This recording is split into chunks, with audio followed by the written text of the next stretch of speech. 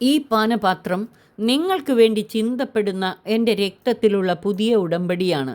ലൂക്ക 22:20. പരിശുദ്ധ കുർബാന പുതിയ ഉടമ്പടി എന്ന് പറയുന്നത് എന്തുകൊണ്ട്? 5 പ്രധാനപ്പെട്ട കാര്യങ്ങളാണുള്ളത്. 1, ഇത് വ്യവസ്ഥകളില്ലാത്ത, പരിധികളില്ലാത്ത കരുണാർദ്ര സ്നേഹത്തിൻ്റെ ഉടമ്പടിയായതുകൊണ്ട്.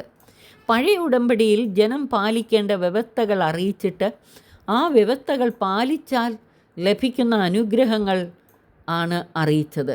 കർത്താവ് കൽപ്പിച്ചതെല്ലാം തങ്ങൾ അനുസരിക്കുമെന്ന് ജനം ഉറപ്പു നൽകിയപ്പോഴാണ് മോശ ഉടമ്പടിയുടെ രക്തമെടുത്ത് ജനത്തിൻ്റെ മേൽ തളിച്ചുകൊണ്ട് ഉടമ്പടി ഉറപ്പിച്ചത്. പുറപ്പാട് 24:7-8 വാക്യങ്ങൾ. എന്നാൽ ഇതിൽ നിന്ന് വ്യത്യസ്തമായി യേശു മിശിഹ നമ്മുടെ നിരവധിയായ പാപങ്ങൾ വ്യവസ്ഥകളില്ലാതെ ക്ഷമിക്കുകയും തൻ്റെ തിരുരക്തത്താൽ നമ്മുടെ പാപങ്ങൾക്ക് പരിഹാരം ചെയ്യുകയും ചെയ്തുകൊണ്ട് സ്നേഹത്തിൻ്റെ ശാശ്വതമായ ഉടമ്പടിയാൽ നമ്മെ തന്നോട് ബന്ധിപ്പിച്ചു.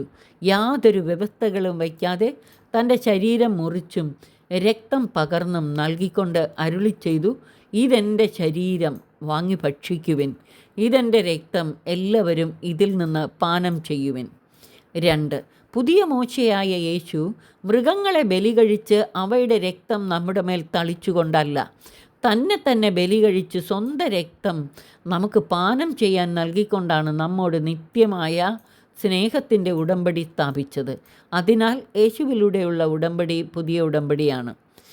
3, മോശ കൽപ്പലകകളിൽ എഴുതിയ കൽപ്പനകളാണ് ഉടമ്പടി ജനത്തിന് നൽകിയത്. എന്നാൽ യേശുവിലൂടെ നൽകപ്പെട്ടത് ദൈവാത്മാവ് മുഖേന മനുഷ്യൻ്റെ ഹൃദയഫലകങ്ങളിൽ എഴുതിയ സ്നേഹത്തിൻ്റെ നിയമമാണ്. സ്നേഹത്തിൻ്റെ നിയമം ദൈവാത്മാവ് മുഖേന നമ്മുടെ ഹൃദയങ്ങളിൽ നിക്ഷേപിച്ചു. ജെറമിയ 31:31-33 വരെ, 2 കൊറിന്ത്യോസ് 3:3, 6-11 വരെയുള്ള വാക്യങ്ങൾ.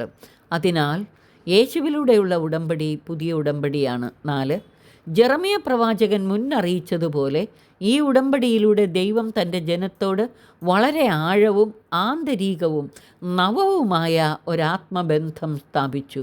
അതിനാൽ ഇതിനെ പുതിയ ഉടമ്പടി എന്ന് വിളിക്കുന്നു. 5, പുതിയ ഉടമ്പടിയുടെ അടിസ്ഥാനം നിയമം അനുശാസിക്കുന്ന ബാഹ്യ അനുഷ്ഠാനങ്ങളോ കടമകളോ അല്ല, പിന്നെയോ ആന്തരികമായ ബോധ്യങ്ങളും ആഴമായ ദൈവസ്നേഹവും ഉറച്ച വിശ്വാസവുമാണ്. പുതിയ ഉടമ്പടിയുടെ ഈ 5 സവിശേഷതകളും ശരിയായി മനസ്സിലാക്കി വ്യക്തമായ ബോധ്യത്തോടെ അതിൽ ഉൾച്ചേരാൻ നമുക്ക് പരിശ്രമിക്കാം. സർവശക്തൻ നമ്മെ അനുഗ്രഹിച്ച് ആശീർവദിക്കട്ടെ. ആമേൻ.